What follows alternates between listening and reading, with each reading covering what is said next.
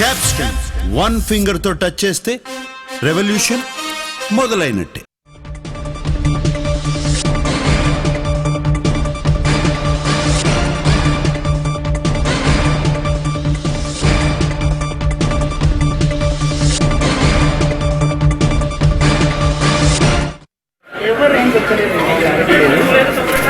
పక్కన apartment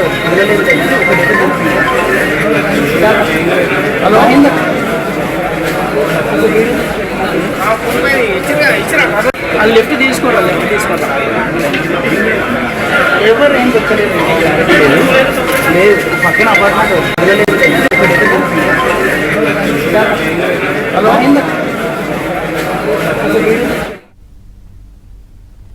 breaking news చూస్తున్నాం. హైదరాబాద్ గచ్చిబౌలి పరిధిలోని అంజయ్య నగర్ లో భవనం కుప్పకూలింది. నాలాను ఆనుకొని తక్కువ స్థలంలో నిర్మించిన 7 అంతస్తుల భవనం నిర్మిస్తుండటంతో నిర్మాణంలో ఉండగానే కుప్పకూలింది.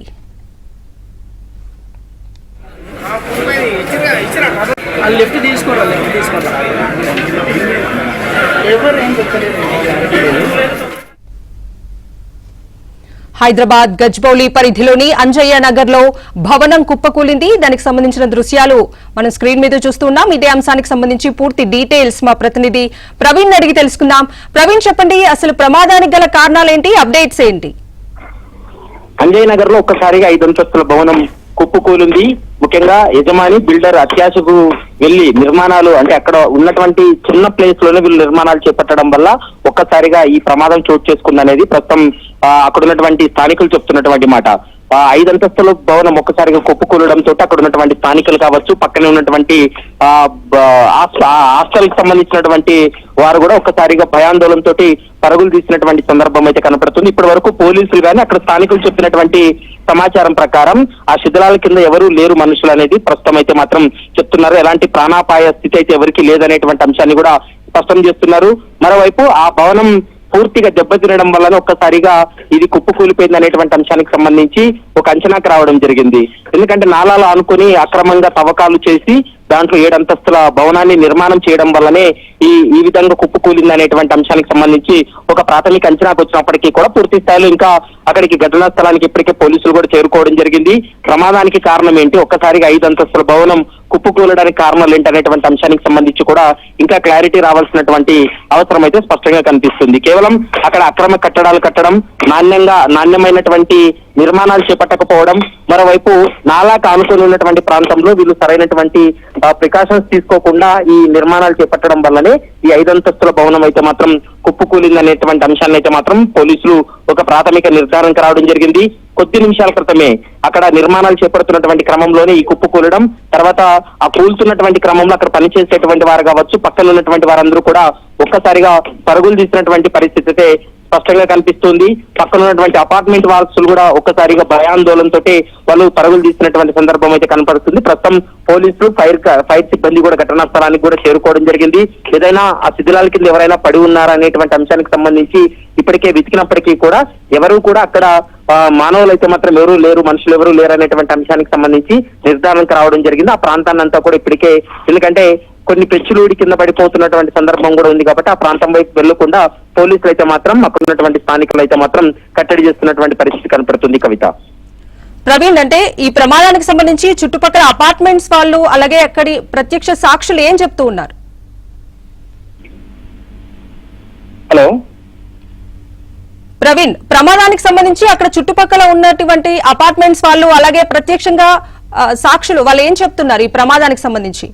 అయితే యజమాని బిల్డర్లు వీళ్ళు అత్యాశకు పోయి చిన్న స్థలంలోనే నాణ్యత లేని ఈ యొక్క నిర్మాణం చేపట్టడం వల్ల పక్కనే ఉన్నటువంటి నిర్మాణాలు సైతం పాక్షికంగా కూలిపోయాయి. ఎందుకంటే ఈ 5 అంతస్తుల భవనం ఒక్కసారిగా కుప్పకూలడం వల్ల పక్కన ఉన్నటువంటి మరొక నిర్మాణంలో ఉన్నటువంటి బిల్డింగ్ పై కూడా పడడంతో అది కూడా పాక్షికంగా దెబ్బతిన్నటువంటి సందర్భం కనపడుతుంది.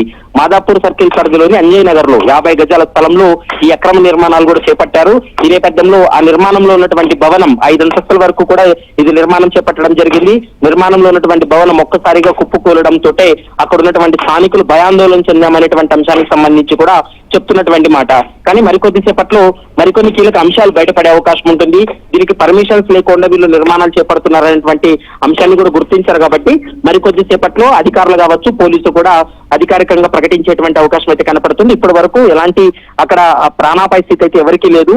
కుప్పకూలిపోయేటువంటి సమయంలోనే ఒక్కసారిగా వారందరూ కూడా అక్కడి నుండి పరుగులు తీశారనేటువంటి అంశాన్ని అయితే మాత్రం అక్కడ ఉన్నటువంటి పోలీసులు అయితే స్పష్టం చేస్తున్నారు. కవిత, ప్రవీణ్, అసలు ఆ బిల్డింగ్ ఎవరిది, ఆ యజమాని ఎవరైనా స్పందించారా? దానికి సంబంధించి ఏమైనా డీటెయిల్స్ తెలిసాయా?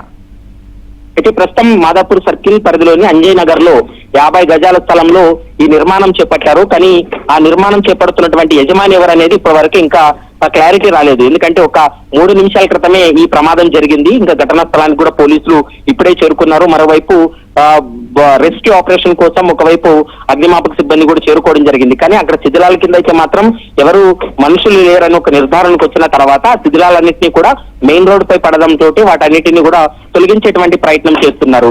నిర్మాణంలో ఉన్నటువంటి భవనం కూలి పక్కన ఉన్నటువంటి వైట్ ఫీల్డ్ లో ఉన్నటువంటి మరొక అపార్ట్మెంట్ మీద కూలిపోవడం వల్ల పాక్షికంగా ఆ భవనం కూడా దెబ్బతిన్నటువంటి సందర్భం ఉంది. మరోవైపు పక్కన ఉన్నటువంటి హాస్టల్లో అందరూ కూడా తమ అంటే హాస్టల్ పైన కూడా కొన్ని పెచ్చులు ఊడిపడడంతో అక్కడ ఉన్నటువంటి వాళ్ళు భోజనం చేస్తున్నటువంటి కొంతమంది హాస్టల్లో వారు కూడా ఒక్కసారిగా పరుగులు తీసినటువంటి సందర్భం ఉంది. వారే డయల్ 100 కాల్ చేయడం, తర్వాత అగ్నిమాపక సిబ్బందికి సమాచారం అందించారు.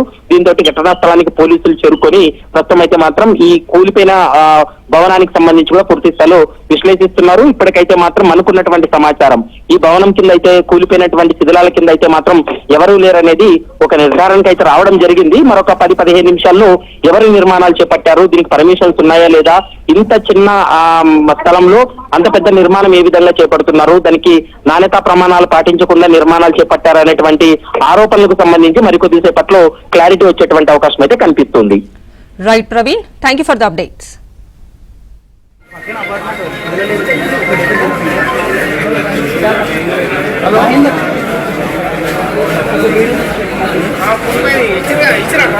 లెఫ్ట్